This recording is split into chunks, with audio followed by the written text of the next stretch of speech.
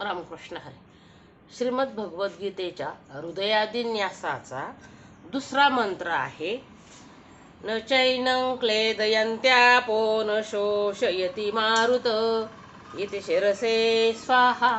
हा मंत्र म्हणताना आपल्या डोक्यावर इथे मध्यभागी या 3 बोटांचा स्पर्श करायचा आहे. अनामिका, मध्यमा आणि तर्जनी, 3 बोटांचा स्पर्श करायचा आहे हा मंत्र म्हणताना.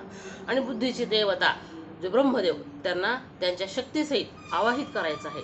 आपला मेंदू श्रीमद भगवद्गीता ज्ञान प्राप्त करण्यासाठी, आत्मज्ञान प्राप्त करण्यासाठी ब्रह्मदेवाला आमंत्रित करून आपण त्यांची शक्ती स्वीकारून भक्तीची आणि शक्तीची जोड लावून आपण गीता ज्ञानासाठी सिद्ध व्हायचं आहे.